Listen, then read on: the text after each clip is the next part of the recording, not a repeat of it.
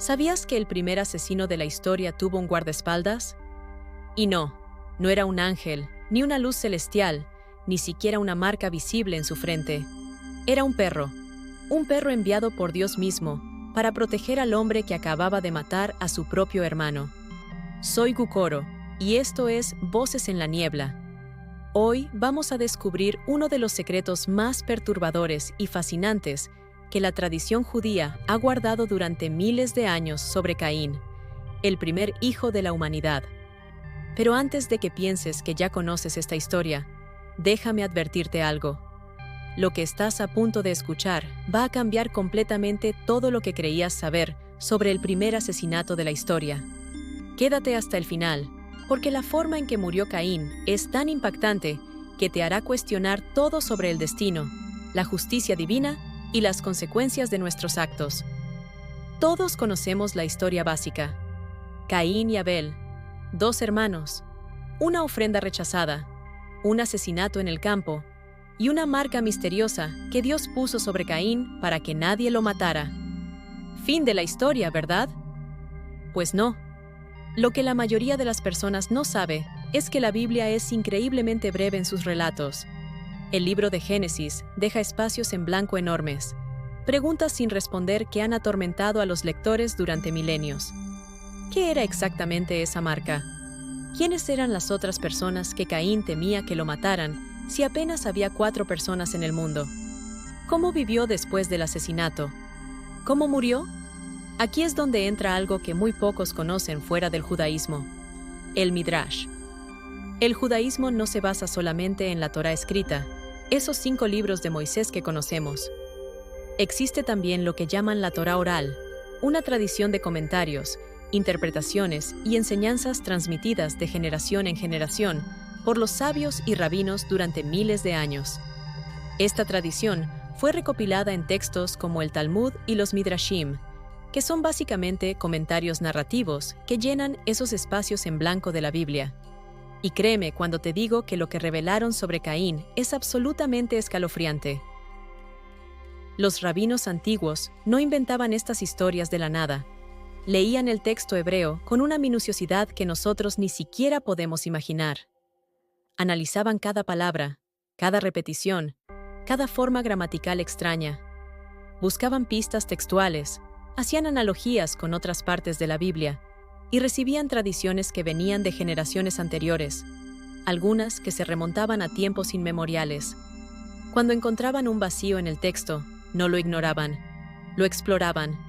Y en el caso de Caín, lo que descubrieron es una historia completa, detallada y profundamente perturbadora sobre orgullo, envidia, protección divina y justicia retrasada pero inevitable. Pero antes de llegar al perro y a la muerte de Caín, necesitamos entender algo crucial. ¿Por qué todo empezó? Porque el primer asesinato de la historia no comenzó con un arma. Comenzó con algo mucho más peligroso. Retrocedamos al principio, al momento exacto en que Eva dio a luz a su primer hijo. Génesis capítulo 4, versículo 1, dice algo muy extraño en hebreo. Eva dice: «He adquirido un hombre con el Señor». No dice «he tenido un hijo» o «Dios me ha dado un hijo». Dice «he adquirido», como si hubiera comprado algo, como si hubiera logrado algo junto con Dios.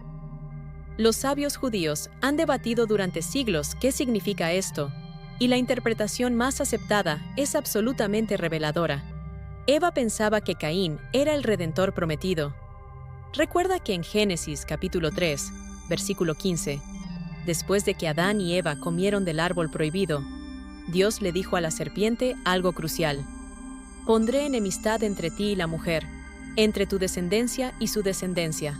Él te herirá en la cabeza, y tú le herirás en el talón». Esta es la primera promesa de redención en la Biblia. La promesa de que vendría alguien que vencería al mal, que restauraría lo que se había perdido. Y Eva, según la tradición judía, creyó que ese alguien era su primer hijo, Caín. Imagina la ironía, imagina la tragedia. El hijo que ella pensó que salvaría a la humanidad se convertiría en el primer asesino de la historia. El Targum Jonatán, un antiguo comentario arameo de la Biblia, traduce ese versículo de una forma aún más dramática. He recibido a este hombre, el ángel del Señor. Eva no solo pensaba que había tenido un hijo especial, pensaba que había dado a luz al Salvador de la humanidad. Pero Caín no era ningún Salvador. Era el primogénito, sí, y en la cultura antigua eso significaba privilegios, liderazgo, herencia principal. Caín creció probablemente con la expectativa de que él era especial, de que merecía el favor de Dios por derecho de nacimiento. Y aquí está el primer problema: el orgullo. Ahora llegamos al momento crucial. Caín y Abel crecieron. Cada uno eligió su profesión.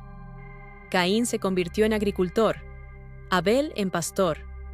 Y un día, ambos decidieron presentar ofrendas a Dios. Aquí hay algo fascinante que la mayoría de la gente no nota. La Biblia nunca dice que Dios les ordenó presentar ofrendas. Simplemente lo hicieron. ¿De dónde sacaron la idea? Según el Midrash, fue Adán quien les enseñó. La tradición judía sostiene que después de ser expulsados del Edén, Adán entendió que el ser humano necesita reconocer a su Creador, y la forma de hacerlo era ofreciendo parte de lo que producía. Algunos rabinos incluso sugieren que cuando Dios vistió a Adán y Eva con túnicas de piel, en Génesis 31, hubo un sacrificio animal, el primero de la historia, y eso dejó en la mente humana la idea de que la vida puede entregarse como ofrenda. Pero aquí está el detalle que lo cambia todo. No se trata del qué, sino del cómo. El texto hebreo es muy específico. Dice que Caín trajo del fruto de la tierra una ofrenda. No dice lo mejor, no dice lo primero, solo dice del fruto, como quien cumple con un trámite. Abel, en cambio, trajo de los primogénitos de su rebaño y de la grasa de ellos. Primogénito significa lo primero, lo más valioso. La grasa era considerada la parte más selecta del animal, la más preciada. Abel no dio cualquier cosa, dio lo mejor que tenía, lo primero que tuvo. Rashi, uno de los comentaristas más importantes del judaísmo medieval, lo explica así: Abel dio su ofrenda con alegría y fe. Caín la dio por obligación, porque tocaba, porque era costumbre. Dios ve el corazón antes que el objeto material. Y cuando Dios aceptó la ofrenda de Abel, pero no la de Caín, algo se rompió en el corazón del hermano mayor. Génesis dice que Caín se enfureció mucho y decayó su semblante. No preguntó qué había hecho mal. No buscó mejorar su ofrenda. No aprendió del ejemplo de su hermano. Se enfureció. Se sintió humillado. Y en lugar de dirigir esa rabia hacia sí mismo, hacia su propia actitud, la dirigió hacia su hermano. Aquí está el problema central de Caín, según la visión judía. Era el primogénito. En la mentalidad antigua, el primogénito tenía derechos especiales, liderazgo familiar, herencia principal y la expectativa de ser el referente espiritual. Caín pudo sentirse dueño del favor de Dios por derecho de nacimiento. Cuando Dios aceptó la ofrenda de Abel y no la suya, eso hirió su orgullo y lo tomó como una injusticia. Había autosuficiencia por su trabajo. Caín era agricultor. Génesis 4:2. Y la agricultura implica control sobre la producción. Podía sentirse autosuficiente, pues de su esfuerzo dependía la cosecha. Su orgullo herido, más envidia, más negación a reconocer su culpa. Era el primogénito, pero su hermano menor recibió el favor. En la cultura antigua, eso era un golpe devastador al honor. Y Caín no tenía la humildad para manejarlo. Dios mismo le advierte. Génesis 4:7 dice: Si hicieras lo bueno, ¿no serías enaltecido? Pero si no haces lo bueno, el pecado está a la puerta y te desea, pero tú debes dominarlo. Dios le está dando una salida. Le está diciendo: todavía puedes corregir esto. El pecado está ahí, acechando como un depredador en la puerta, pero tú tienes el poder de dominarlo, de elegir diferente. Caín ignoró la advertencia. Y lo que sucedió después cambió la historia de la humanidad para siempre. El texto bíblico es escalofriante en su brevedad. Génesis 4:8. Caín habló con su hermano Abel. Y sucedió que, estando ellos en el campo, Caín se levantó contra su hermano Abel y lo mató. Ni siquiera nos dice qué le dijo. Algunos manuscritos antiguos sugieren que Caín dijo: Salgamos al campo, como una invitación inocente que escondía intenciones mortales, premeditación pura. Y ahí, lejos de la mirada de sus padres, Caín cometió el primer homicidio de la historia. La sangre de Abel clamó desde la tierra. Dice el texto, la tierra misma se convirtió en testigo de la violencia.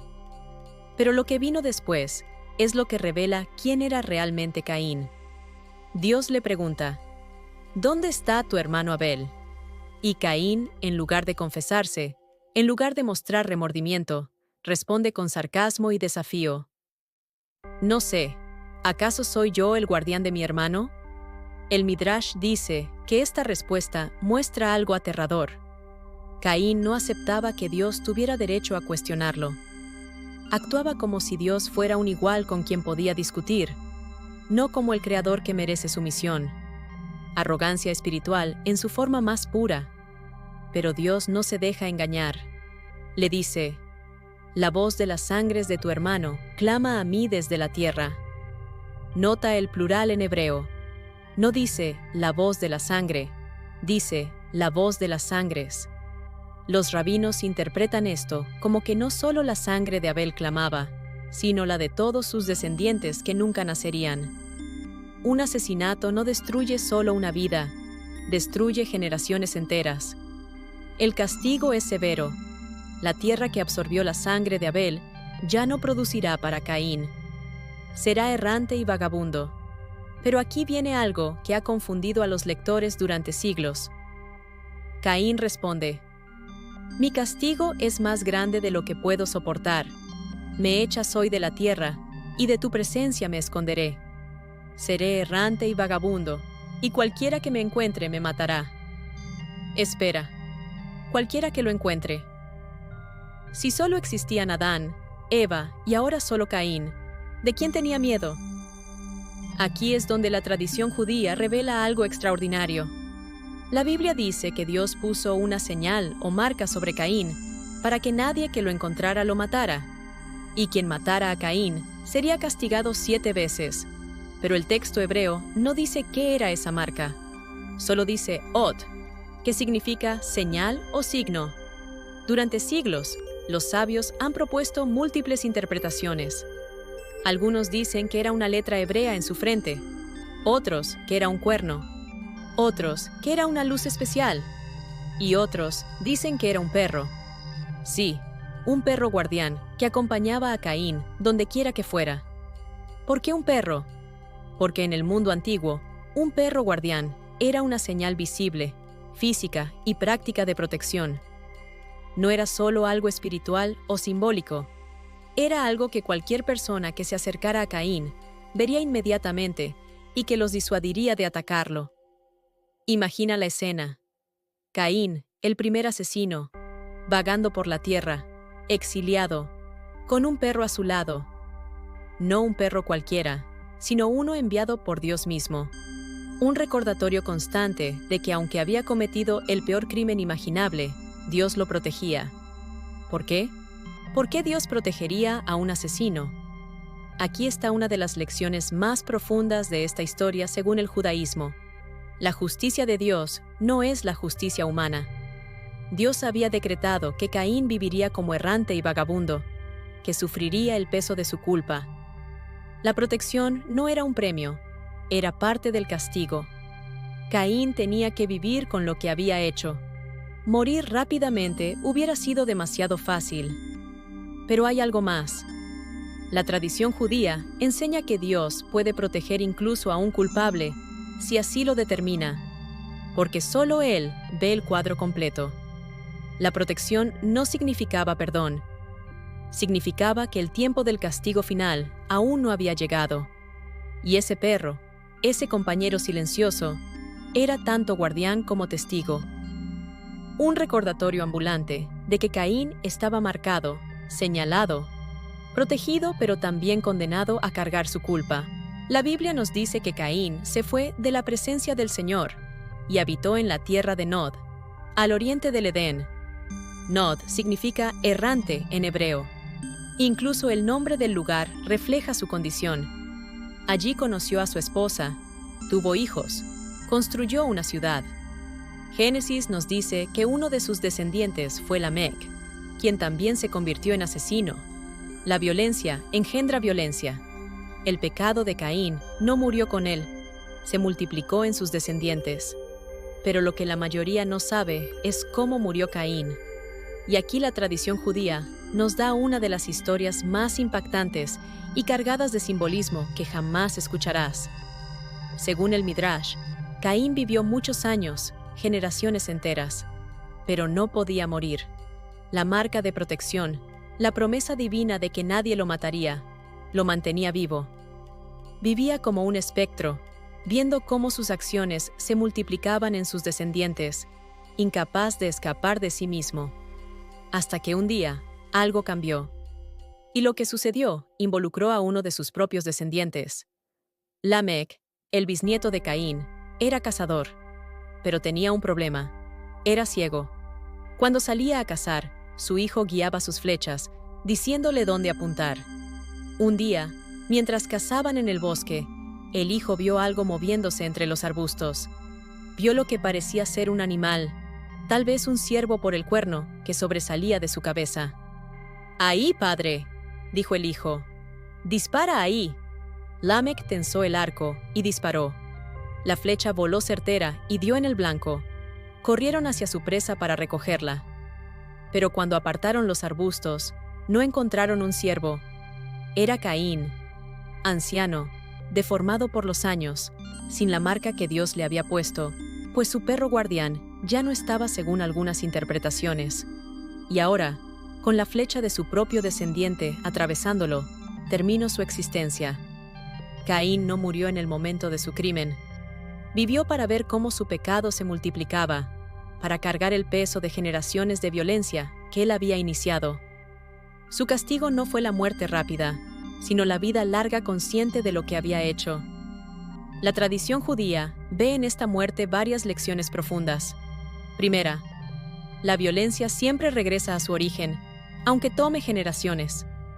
Segunda, nadie escapa de las consecuencias de sus actos, aunque parezca que Dios los protege temporalmente. Tercera, incluso la protección divina tiene un propósito y un límite.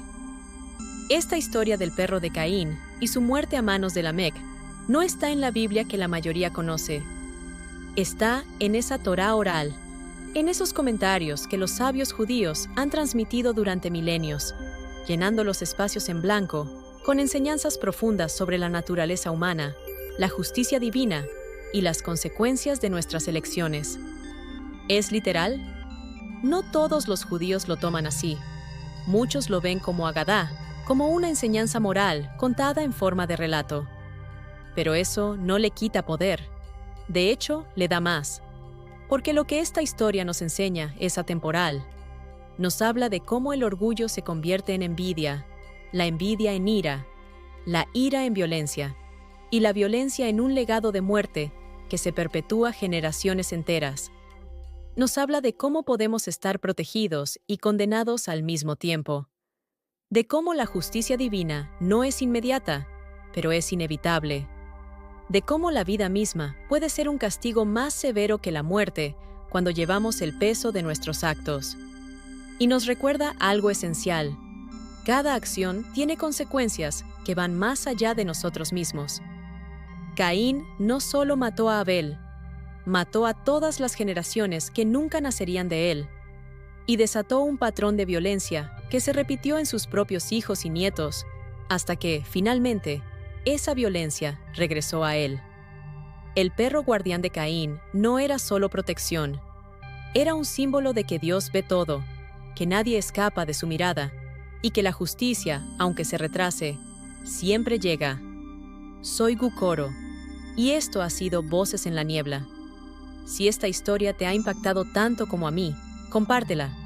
Y recuerda, lo que sembramos, tarde o temprano, lo cosechamos.